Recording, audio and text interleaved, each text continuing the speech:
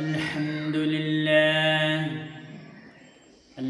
لله وكفى وسلام على عباده الذين اصطفى أما بعد فأعوذ بالله من الشيطان الرجيم بسم الله الرحمن الرحيم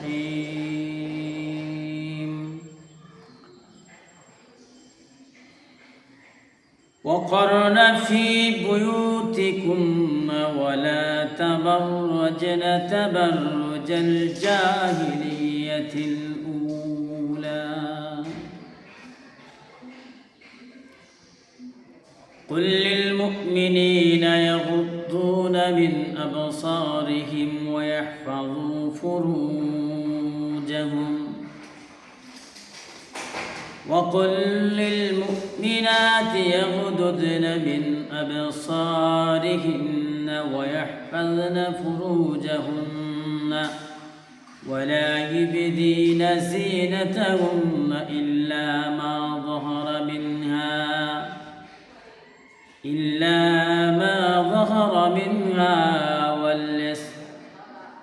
وليضربن بخمورهن على جيوبهن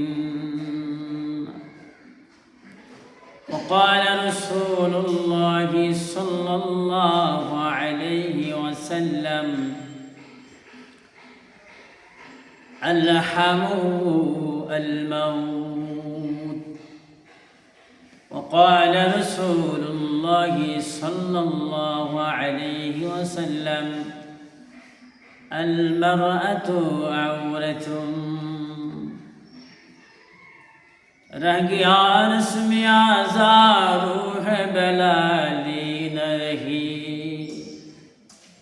فلسفہ رہ گیا تلقین غزالی نہ رہی زندگی مقصود بار بندگی کن بندگی زندگی بے بندگی شرمندگی جی سنی بد بندگی با مردگی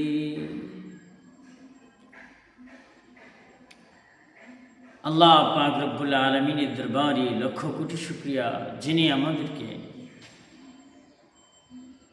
এই পবিত্র দিনে পর্দার বিষয়ে আলোচনা করার জন্য তৌফিক দান করেছেন এবং শুনবার জন্য সুযোগ তৈরি করে দিয়েছেন তার দরবারে শুকরিয়া আদায় করে আলহামদুলিল্লাহ।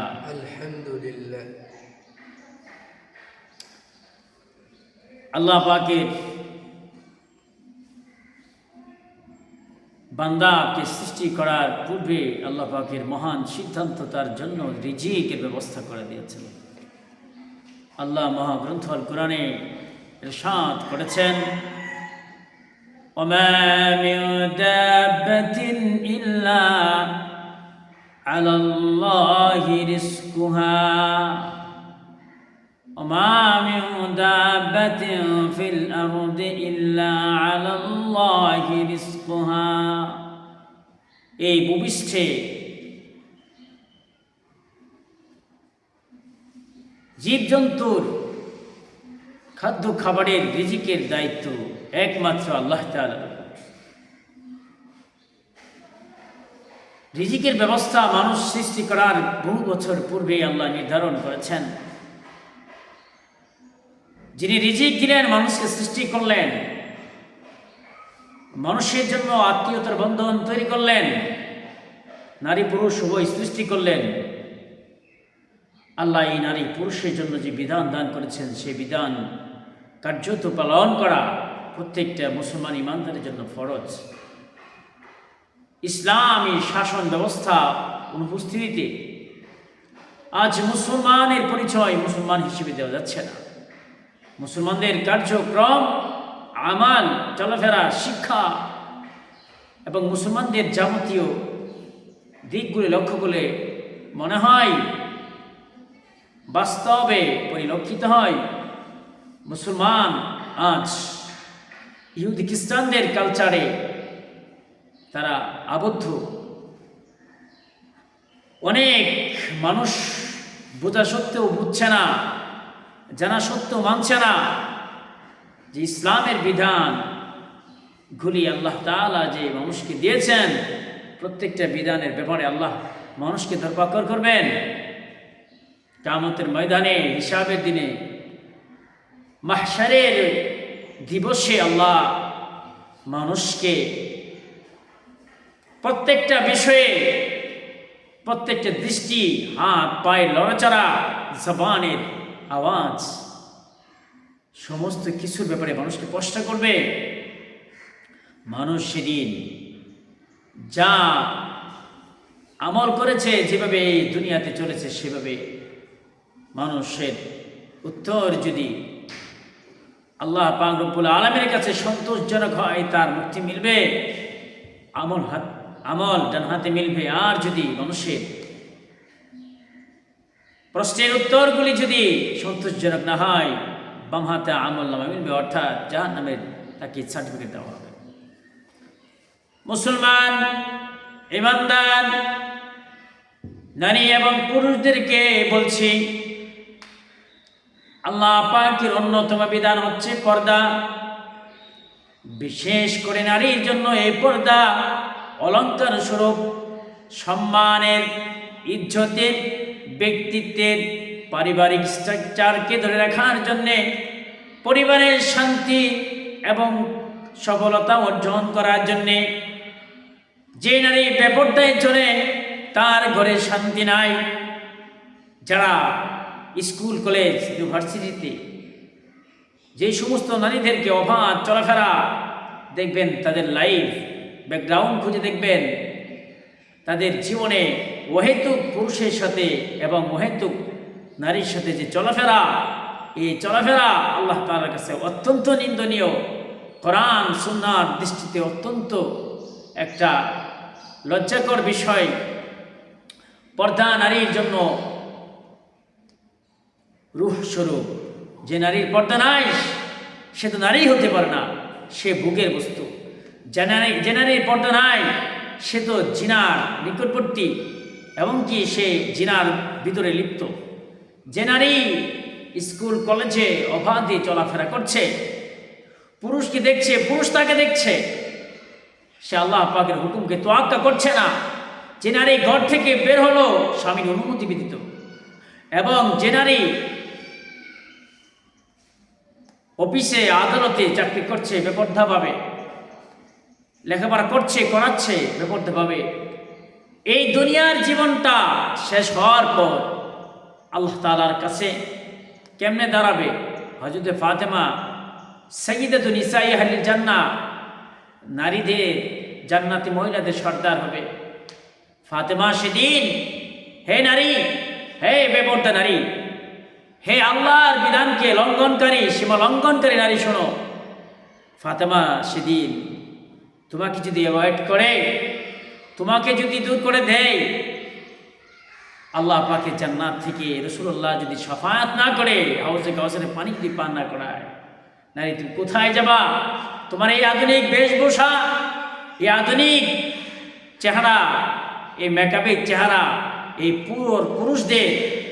পুরুষদের পরিবেশে তোমার আগমন যাতায়াত কি জাহান্নামে না নিয়ে কি জান্নাতে দিতে পারবে? কখনো না। পর্দার মাধ্যমে কেন পর্দা করব? পর্দা কি? পর্দা আল্লাহ তাআলার পক্ষ থেকে একটি ফরজ বিধান লঙ্ঘন করার মতন কোনো মুমিনের পক্ষে সম্ভব নয়। পর্দা করলে যে কয়েকটি ফায়দা, এক নম্বর হচ্ছে ঈমান। এই পর্দাকার ঈমান, নারীর ব্যক্তিত্ব, পর্দার মাধ্যমে ঈমান সংরক্ষণ হবে। যার ঈমান রয়েছে সে পর্দা করবে, যে ঈমানদার সে পর্দা করবে, যে ফাসিক, পাপাচার, পাপিষ্ঠ পুরুষ এবং নারী সে পর্দা করবে না। পর্দার হুকুমগুলি জানা ফরজ। কাদের সাথে দেখা করা যাবে, কাদের সাথে দেখা করা যাবে না, কোন ধরনের পরিবেশে লেখাপড়া করা যাবে, কোন ধরনের পরিবেশে দাওয়াতে যাওয়া যাবে এবং কাদের সাথে চলাফেরা করা যাবে, এই বিষয়টা জানা অত্যন্ত জরুরি, ফরজ। এগুলো নারীদের দায়মি ফরজ রয়েছে, পুরুষদের দায়মি ফরজ রয়েছে। পুরুষদের দায়মি ফরজের মধ্যে একটি ফরজ বিধান হলো অধীনস্থ নারীদেরকে, যারা হুকুম মানতে বাধ্য, তাদেরকে পরিপূর্ণ পর্দায় রাখা, সর্বদাই পর্দার সহিত রাখা ফরজ। কি করে একজন নারী বেপরদায় স্বামীর অগোচরে চলাফেরা করতে পারে? স্বামীর চোখে ধুলা দেওয়া, আল্লাহ পাকের চোখে ধুলা দেওয়া, স্বামীকে ধোঁকা দেওয়া, আল্লাহ পাককে ধোঁকা দেওয়া। স্বামীর অগোচরে যদি ধোঁকা দেওয়া হয়, স্বামী না জানলেও আল্লাহ পাক রব্বুল আলামিন জানতেছেন। গুনাহ লেখা ফেরেশতারা তার গুনাহগুলো অবশ্যই লিখছেন। পর্দা করলে, পর্দা হচ্ছে সতীত্ব রক্ষার মূল মন্ত্র। পর্দা এটা হচ্ছে ফিতরতি স্বভাব ধর্ম। সতীত্ব রক্ষা হয় পর্দার মাধ্যমে। যে নারী যত পর্দায় থাকবে, আল্লাহ পাকের রহমত তাকে ঘিরে নেবে। কখনো দুর্ঘটনার সম্মুখীন হলে আল্লাহ পাক তাকে হেফাজত করবেন। পর্দা ছাড়া আজকের এই সমাজ, মুসলমানদের এই পরিবেশ পর্দামুক্ত হয়ে গেছে, যার কারণে ধর্ষণ, ব্যভিচার, জুলুম, নারীকে ঘর থেকে বের করার যে ষড়যন্ত্র, এই ইহুদি খ্রিস্টানদের যে কালচার, কলেজ ইউনিভার্সিটিতে সহশিক্ষা, এই সহশিক্ষা যতদিন পর্যন্ত আমাদের সমাজে, আমাদের রাষ্ট্রে প্রতিষ্ঠিত থাকবে, ততদিন পর্যন্ত আমাদের নারীরা উলঙ্গপনার রাজত্ব করে যাবে। নারীরা পুরুষদের উপর কর্তৃত্ব করবে, নারীদের সাহস বেড়ে যাবে, নারীদের শ্রদ্ধাবোধ কমে যাবে, নারীদের ইসলামী ব্যক্তিত্ব কমে যাবে। নারীরা অবাধে চলাফেরা করতে, মার্কেটে ঘুরতে নারীদের জন্য পান্তাবাদ হয়ে যাবে। সতীত্ব রক্ষার জন্যে পর্দা আবশ্যক। ইসলামের দৃষ্টিভঙ্গি হলো সহশিক্ষার পরিবেশে কোনো নারী যাতায়াত করতে পারবে না। আল্লাহ পাক আমাদের সঠিক বুঝদান করুন। ফিতরা, এই পর্দা হচ্ছে নারীদের জন্য স্বভাব ধর্ম। স্বভাব ধর্ম, পর্দার বিপরীত বেপর্দাভাবে চলা, এটা অস্বাভাবিক কার্যক্রম।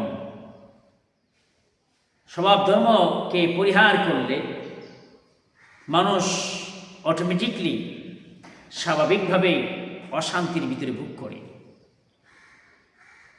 আপনি যদি বলেন আমি ঠিক আছি, আমার মন ঠিক আছে, আমি ওই সমস্ত পরিবেশে গেলে আমার কোনো সমস্যা হয় না, আপনার কোনো সমস্যা না হোক, কিন্তু আপনি নারী পুরুষদের সঙ্গ গ্রহণ করলে, তাদের পরিবেশে আপনি গেলে নিশ্চয়ই আপনি প্রভাবিত না হলেও আপনি তাদেরকে প্রভাবিত করবেন।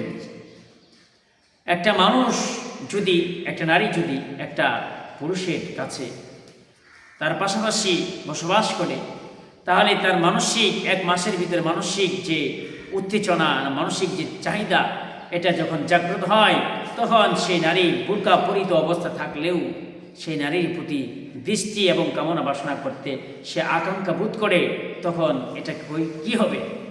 নিশ্চয়ই এটা গুনাহে পরিণত হবে। পর্দা হচ্ছে হায়া, লজ্জা। রাসূলুল্লাহ বলেন, যার হায়া নাই, লজ্জা নাই, তার ঈমান নাই। আল হায়া শু'বাতুম মিনাল ঈমান।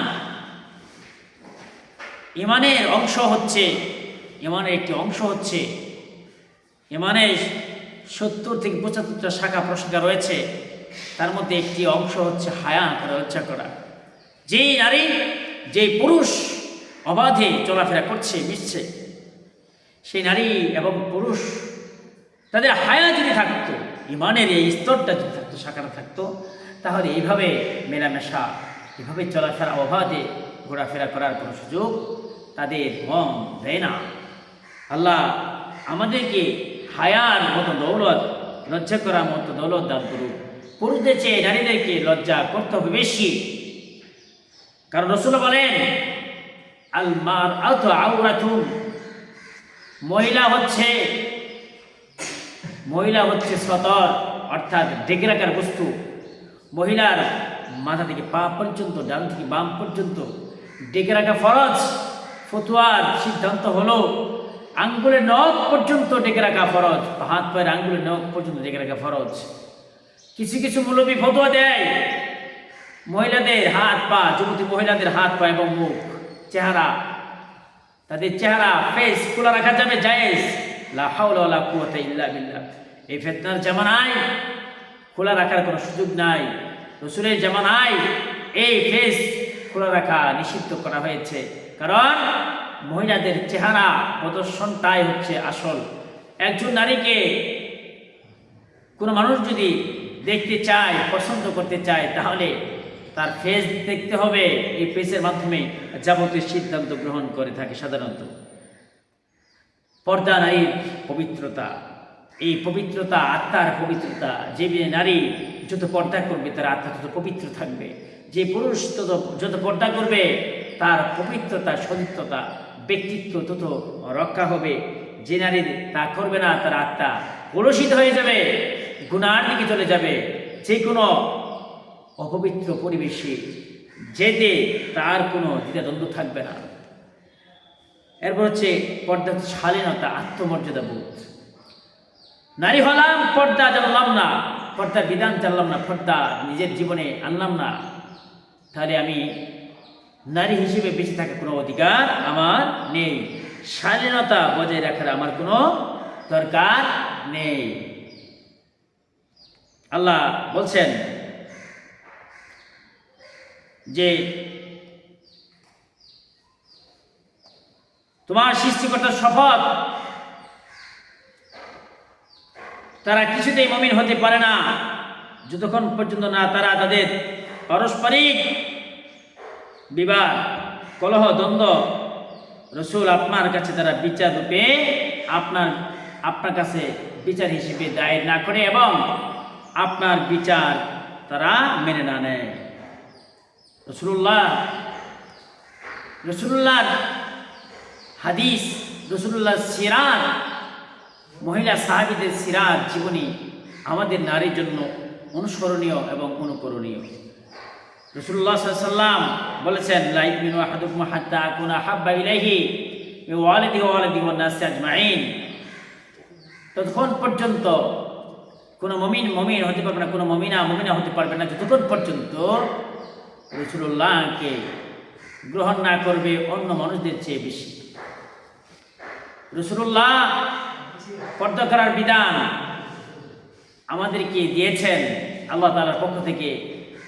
এই পর্দা যদি মানা না হয়, রাসূল করিম সাল্লাল্লাহু আলাইহি ওয়াসাল্লাম সুপারিশ তো করবেন না, কারণ এই পর্দা রাসূলের উম্মতের জন্য বিশাল বড় একটি নিয়ামত।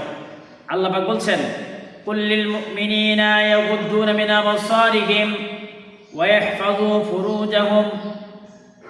হে মুমিন পুরুষ, হে রাসূল আপনি মুমিন পুরুষদেরকে বলে দিন তারা যেন তাদের চক্ষুকে নত করে রাখে এবং তাদের লজ্জাস্থানকে হেফাজত করে।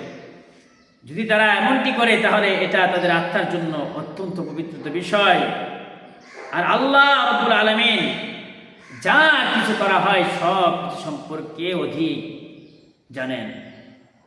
আল্লাহ এই আয়াতে পুরুষদেরকে দৃষ্টি নত রাখতে নির্দেশ করেছেন। সহশিক্ষার পরিবেশে দৃষ্টি নত রাখার সুযোগ নাই।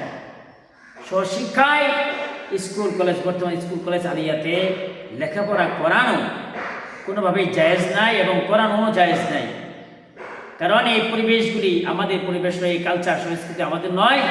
এগুলি খ্রিস্টানরা আমাদের মধ্যে, আমাদের সংস্কৃতির মধ্যে, সমাজের মধ্যে, আমাদের সভ্যতার মধ্যে প্রবেশ করে দিয়েছে, যাতে মুসলমানরা অবাধে চলাফেরা করে তাদের আধ্যাত্মিক শক্তি হারায় ফেলে।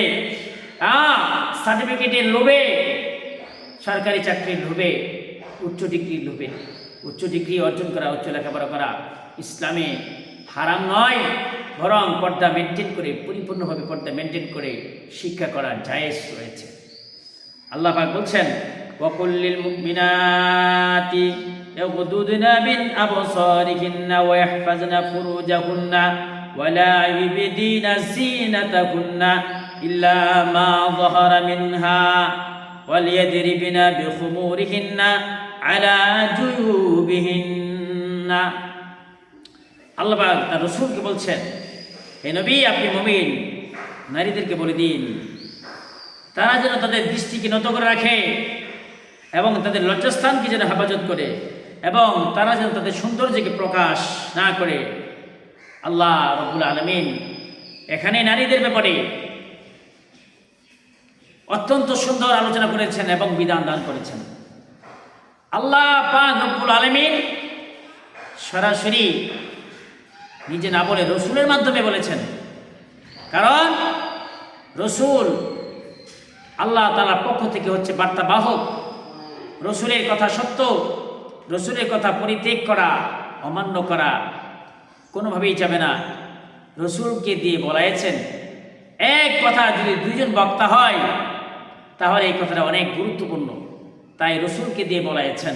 তাহলে পর্দার বিষয়টা অনেক গুরুত্বপূর্ণ যে রসুলকে দিয়ে এই বিষয়টা বলেছেন, নারীদেরকে এবং পুরুষদেরকে নারীদের ব্যাপারে বলেছেন, এ রসুল আপনি মুমিন নারীদেরকে বলে দিন তারা যেন তাদের দৃষ্টিকে অবনত করে রাখে এবং তারা যেন তাদের লজ্জাস্থানকে হেফাজত করে। দৃষ্টি অবনত না হলে, চোখের জিনা হলে, চোখের গুনাহ হলে লজ্জাস্থানের গুনাহ এমনিতেই হয়ে যাবে, এটি স্বাভাবিক হয়ে যাবে। আর যে সমস্ত সৌন্দর্য আছে, নারীদের সৌন্দর্য রয়েছে, এই সমস্ত সৌন্দর্যকে ঢেকে রাখতে হবে। নারীরা স্যান্ড ব্যবহার করতে পারবে না পরপুরুষদের পরিবেশে, এমন জামা পরতে পারবে না যে জামা পরলে আকর্ষণ হয়, তাদের হাত পা মুখ চেহারা খোলা রাখতে পারবে না এবং তাদের অলঙ্কারের বাজনা এবং অলঙ্কার ঢেকে রাখতে হবে। এখন স্মার্ট না হলে, আধুনিক না হলে মানুষ সভ্য বলে না, ধনী বলে না, গরিব ইতি মিসকিন বলে। এই ধরনের শয়তানের ধোঁকা আপনি ঘরের ভিতরে, নারীরা ঘরের সৌন্দর্য, ঘরের সংসার আল্লাহ পাক নারী এবং পুরুষকে দান করেছেন। নারীদেরকে ঘরের ভিতরে গুছানোর দায়িত্ব দিয়েছেন, পুরুষদেরকে ঘরের বাহিরে। নারীরা যদি ঘরের ভিতর থেকে বাইর হয় তাহলে পুরুষদের জায়গা দখল করে, এতেই অশান্তি আর যত বিপত্তি ঘটবে। এই কারণেই বর্তমান দুনিয়াতে এই কারণটা সবচেয়ে বড় কারণ, সমাজে, রাষ্ট্রে, পৃথিবীতে ফাসাদ আর ধ্বংস, নির্লজ্জতা, জিনা, ব্যভিচার, অন্যায়, যার সন্তানের যে ছড়াছড়ি একমাত্র নারীদের বেপরদার কারণে। আল্লাহ আমাদের নারীদেরকে হেফাজত করুন এবং নারীদেরকে আল্লাহ পাক রব্বুল আলামিন যে বিধান দান করেছেন পর্দা, আল্লাহ পাক বলেছেন, অকারনা ফি বুয়ুতিকুন্না ওয়ালা তাবাররাজনা তাবাররুজাল জাহিলিয়াতিল উলা। তোমরা তোমাদের ঘর থেকে বের হয়ো না, তোমরা তোমাদের ঘর থেকে বের হয়ো না। নারীরা সাধারণত ঘরেই থাকবে, একান্ত শরীয়ী বিধানের অনুমতি ছাড়া, অর্থাৎ যে সমস্ত কারণে বাহিরে যাওয়া যায় পর্দা পুশিদা করে, সেই সমস্ত কারণে স্বামী এবং বড়দের অনুমতি মাধ্যমে তারা ঘরের বাহিরে বের হবে। এছাড়া ঘরের বাহিরে বের হওয়া জায়েজ নেই। নারীরা ঘরের সৌন্দর্য, নারীরা যদি ঘর না সামলায়, আল্লাহ ফিজিক্যালিভাবে, শারীরিকভাবে, মানসিকভাবে, কর্মক্ষমতার দিক থেকে নারীদেরকে আল্লাহ পাক রব্বুল আলামিন ঘরের শোভা সৌন্দর্য দান করেছেন। যদি নারীরা ঘর থেকে বের হয় তাহলে এই ধারা যে বিপত্তি, সমাজের যে ভাঙ্গন শুরু হবে, এই ভাঙ্গন আর কোনোদিন ফিরিয়ে আনতে পারবে না। আজকে পর্দার মতন বিষয় বুঝে সত্ত্বেও যারা বুঝে না, তাদের ব্যাপারে আল্লাহ তাআলার আযাব প্রতীক্ষামান রয়েছে, আল্লাহর আযাব অপেক্ষা করছে। নারীরা নিজেদের ব্যক্তিত্ব বোঝার জন্যে কোরআন সুন্নাহ খুলতে হবে, সঠিক আলেমদের ওয়াজ উপদেশ গ্রহণ করতে হবে। আল্লাহ, আপনার দুনিয়ায় আপনার বান্দা বান্দিরা নিয়ামত খায়, আপনার সৃষ্টিকৃত অঙ্গগুলি ব্যবহার করে, দেহগুলি ব্যবহার করে, কিন্তু আপনার বিধান তাদের দেহে বাস্তবায়ন করছে না। পর্দার চেয়ে বড় কোনো বিধান, পর্দার চেয়ে বড় কোনো বিধান নেই বললে চলে। যদিও নামাজ বড় বিধান, নামাজ কাজা করা যায়, পর্দা কাজা করা যায় না। একবার লঙ্ঘন হয়ে গেলে পর্দা কাজা করা যায় না। বেপর্দার পরিবেশ, জেনারেল পরিবেশগুলোতে বেপর্দার ছড়াছড়ি, আল্লাহ এই বেপর্দার পরিবেশ থেকে আমাদেরকে হেফাজত করুন। যে সমস্ত নারীরা বেপর্দায় চলাফেরা করবে, তাদের গার্জিয়ান যারা রয়েছে তাদের গাড়ি সোয়ার হয়ে জাহান্নামে তারা যাবে। রাসূলুল্লাহ বলেছেন, দেবর মৃত্যু স্বরূপ। দেবরের সাথে অন্যান্য পুরুষদের চেয়ে দেবরের সাথে বেশি পর্দা করতে হবে। আজ আমাদের সমাজে দেবর, দুলাভাই এদের সাথে পর্দা করা যায় না, পর্দা করে না। এদের সাথে পর্দা করলে আত্মীয়তার বন্ধন নষ্ট হয়ে যাবে। খাস পর্দা করলে ভয়ে ভয়ে ডিভোর্স হয়ে যাবে। বাড়ির ভিতরে পর্দা করলে ভয়ে ভয়ে দূরত্ব সৃষ্টি হবে। এইটা ধারণা কখনোই ঠিক নয়। আমরা আমাদের মেয়েদেরকে, আমাদের স্ত্রীদেরকে, আমাদের বোনদেরকে, আমাদের মাদেরকে আমরা পর্দার ভিতরে যদি আনতে পারি, তাহলে আমাদের সমাজে শান্তি এবং কামিয়াবি হবে। এই পর্দার কষ্টে বহু পুরুষ এবং নারী জাহান্নামে যাবে। এই পর্দার চেয়ে আমানত, প্রত্যেকটা নারী তার গার্জিয়ানের কাছে আমানত। সবচেয়ে বড় আমানত হচ্ছে পর্দার বিষয়। একবেলা না খাইলে দিন যাবে, একবেলা পোশাক, সতরের চেয়ে অধিক পোশাক না পরলে দিন যাবে, কিন্তু পর্দা না করলে আল্লাহ পাকের আখিরাতে আমাকে দরপাকর হতে হবে। হযরত রাসূল করিম এর বাড়ির দিকে হযরত ফাতেমা আলীর বাড়ি থেকে আসতেছে। ফাতেমার